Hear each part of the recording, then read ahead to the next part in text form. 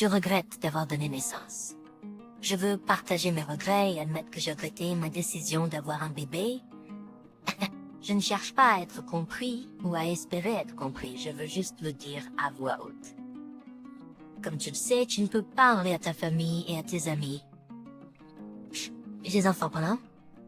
Je gardais le fils de mon ami à chaque occasion. Je l'enviais même. Puis une autre amie a eu un bébé, puis une autre et encore une autre. Pour une raison quelconque, tout le monde me harcelait avec des questions. Quand vas-tu avoir un bébé? Je ne t'intéressais du tout. J'étais bien sans enfant avec mon mari, même si bien sûr, je regardais parfois des photos de bébés dans une grande famille. Mais je n'osais pas. Alors j'ai continué à sortir et à garder des enfants d'inconnus. Après tout, quand on garde un enfant pendant seulement quelques heures, c'est pas fatigant, et même intéressant. Petit à petit, la conversation éternelle sur le fait d'avoir des enfants avec mes amis a commencé à m'irriter. Nous parlions de couches, de rougeurs, de rhume, et mes anciens meilleurs amis n'étaient plus des sujets communs, sauf pour quelques souvenirs. Souvent, je commençais à penser que moi aussi, je voulais être une maman. Qu'est-ce qui est si cool à propos d'être enceinte? Tous ces sentiments, puis transmettre toutes mes connaissances et compétences au bébé, essayer de les rendre meilleurs que moi. Les habiller joliment, les nourrir au biberon et les emmener se promener dans le parc. Ramasser des feuilles. Je voulais vraiment être une maman et je pensais déjà en savoir assez sur la maternité et les bébés. J'en ai parlé à mon mari et il était d'accord. Tout s'est bien passé la première fois. J'étais un peu contente. Ma page de médias sociaux était remplie de nouvelles échographies, d'histoires sur comment je me sentais et de captures d'écran de calendrier de grossesse.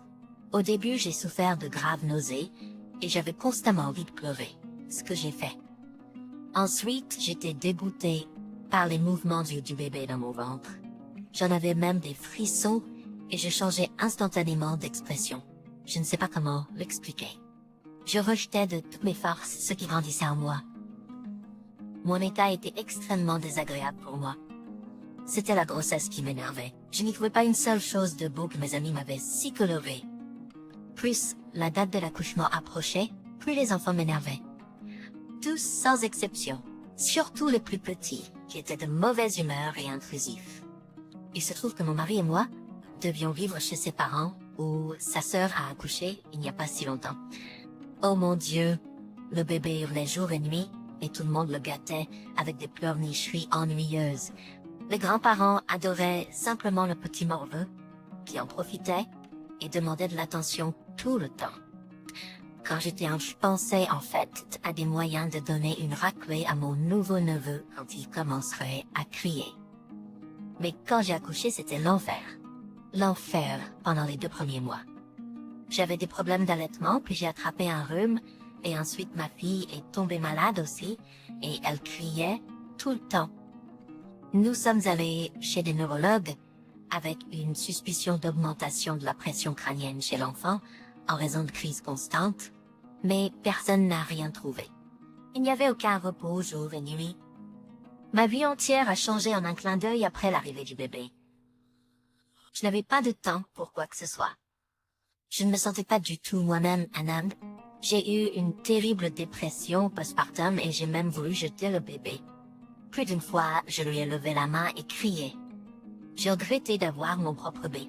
Mon mari était en colère contre la nouvelle moi et ne comprenait pas pourquoi moi, qui voulais tellement des enfants, était maintenant prête à tuer mon propre enfant. J'ai appelé mes amis qui avaient déjà des enfants, me plaignant de ma nouvelle vie et cherchant une réponse. Qu'est-ce qui est si génial à avoir des enfants? Ils ont tous dit qu'ils avaient les mêmes pensées et les mêmes difficultés pendant le premier mois, et ils se sont également demandé pourquoi ils avaient des enfants après tout. Mais ensuite, apparemment, tout a disparu. Les mois ont passé, et je continuais à faire semblant d'être une mère parfaite devant mon mari. Mais dès qu'il partait, je ne veux même pas supporter d'être près du bébé. Ma fille criait et faisait des crises, et je ne faisais que venir lui crier dessus avant d'aller dans une autre pièce pour éviter de la frapper. Je ne sais pas ce qui ne va pas chez moi. Je comprends que ça ne devrait pas être comme ça. Mais je n'arrive pas à faire face à ce sentiment de dégoût, une sorte de haine envers ma fille. Je réalise que ma vie ne sera plus jamais la même avec elle, que c'est pas du tout ce que je voulais, que maintenant je ne passe plus de temps avec mon mari, que je ne peux même pas me blottir contre lui parce qu'elle crie constamment, qu'elle demande constamment quelque chose. Et tout le temps qu'elle a de libre est consacré à aller aux toilettes et à manger. Et tout le temps qu'elle a de libre est consacré à aller aux toilettes et à manger. J'ai peur de même penser à aller au cinéma ou à la patinoire ou quelque chose. Si jamais je le fais, ces 4 murs et ces cris constants me tuent. Je réalise à quel point je suis une mauvaise mère. Je suis désolée pour mon enfant car il a besoin d'être aimé et je n'en suis pas capable. Je n'ai vraiment rien trouvé de bon chez les enfants, peu importe à quel point je cherche. Rien. Les enfants prennent le contrôle de toute votre vie et qu'est-ce que vous obtenez en retour? Un verre d'eau? Alors je n'ai pas besoin, je vais bien. Je ne veux pas, je suis fatiguée de nettoyer les excréments, la morve et la bave tous les jours. Je veux retrouver ma vie d'avant, mais je ne peux pas la retrouver, rien ne sera plus jamais pareil. Et ça me rend déprimée. Ces derniers temps, je perds mon sang-froid de plus en plus souvent. Pas seulement avec le bébé en général. Je suis follement fatiguée de tout. Un jour, mon mari l'a vu, j'ai vu tellement de choses dans ses yeux. J'ai pensé qu'il allait me quitter. Comme c'est devenu effrayant. Non, pas à cause du fait que je suis seule avec l'enfant. Je l'aurais donné sans hésitation à l'orphelinat, mais à cause du fait que j'aime vraiment mon mari et que je ne veux pas le perdre. Je sais pas quoi faire. Je ne peux plus vivre comme ça en haïssant l'enfant qui m'a tellement éloignée de mon mari. Si je pouvais revenir en arrière, je ne donnerais jamais naissance. Toute ma vie est un gâchis. C'est tellement honteux. Commente Sophia. Quand je l'ai lu, je n'ai pas pu m'empêcher de sourire. Psst, mais je te comprends très bien. Moi-même je suis en congé maternité depuis environ 5 ans. J'aime beaucoup mon fils. Je gère tout, mais rester entre 4 murs, la monotonie des actions, le manque de communication, ça me rend malade. Tu sens que tu n'appartiens plus. Et tu n'appartiendras jamais complètement. Le lien avec l'enfant sera toujours tendu par des pensées à son sujet. Pepe. Maintenant, les dents repoussent à nouveau et c'est une période cauchemardesque pour nous.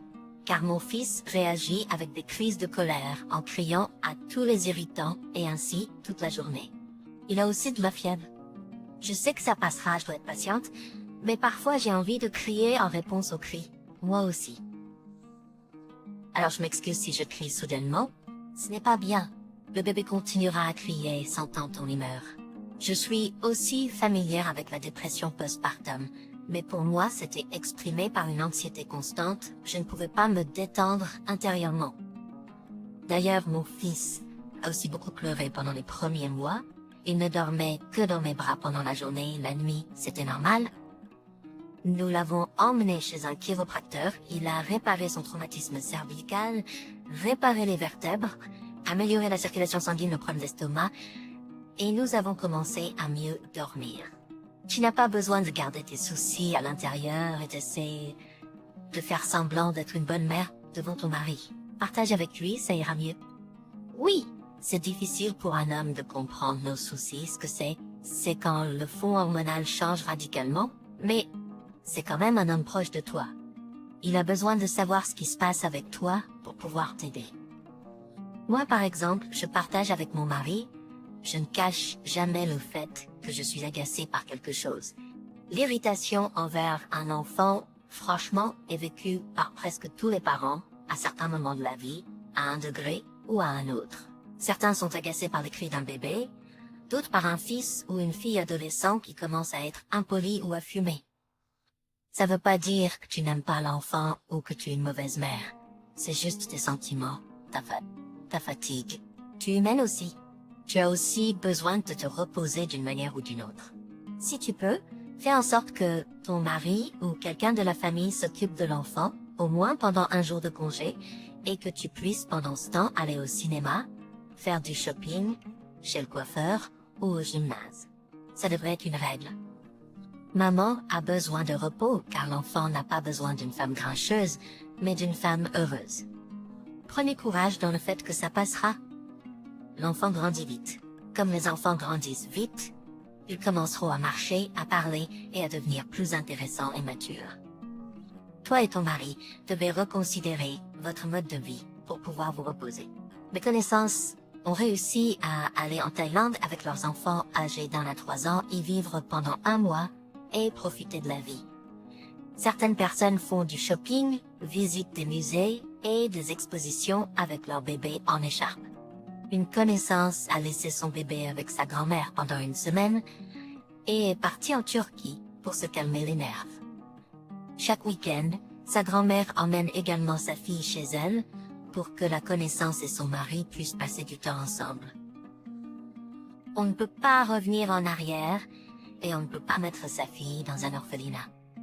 Ça peut sembler être la meilleure solution sur le moment, mais il est important de faire face au problème et de trouver une meilleure solution. Je me souviens une fois où je suis allée à une réception où il y avait beaucoup de monde et des amis à moi. Je pensais m'amuser, mais en tant que mère, je veille toujours à prendre soin de moi pendant mon congé de maternité et à trouver du temps pour moi. J'ai même acheté une nouvelle robe et j'étais superbe. Cependant, au milieu de tout cet amusement, j'ai soudainement ressenti un manque pour mon fils. Je suis immédiatement rentrée chez moi, je me suis précipitée, j'ai pressé sa joue chaude contre la mienne, je l'ai embrassé et je lui ai donné mon sein pour le calmer. Une telle paix et tranquillité se sont emparées de mon cœur. Je prie toujours Dieu de me donner plus de patience, de sagesse et de calme pour élever mon fils. Et confiance que les choses vont s'améliorer. Cette phase de la vie ne durera pas éternellement, et tu n'es pas seul dans cette lutte. Anastasia et Sophia, vous avez raison sur le besoin de repos et le désir d'avec votre bébé pendant les moments de plaisir.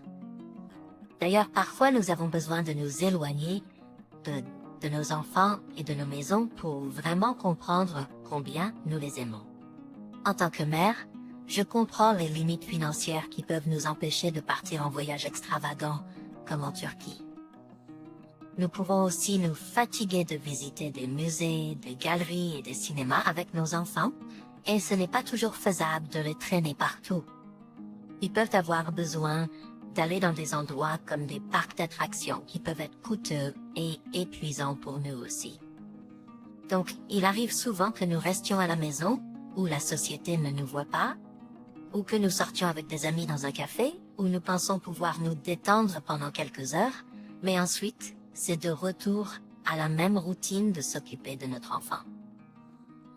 Récemment, j'ai réalisé que je ne pouvais pas faire ça seule, et que je devais trouver un équilibre entre m'occuper de mon enfant et prendre soin de moi.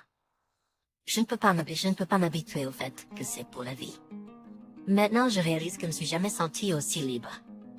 On dit jusqu'à 1 an de prison, jusqu'à 3 ans de probation. Donc on peut considérer que si je suis devenue mère, je suis aussi devenue une droguée, mais cette drogue apporte toujours du bonheur. Monica, j'ai lu et j'étais horrifiée.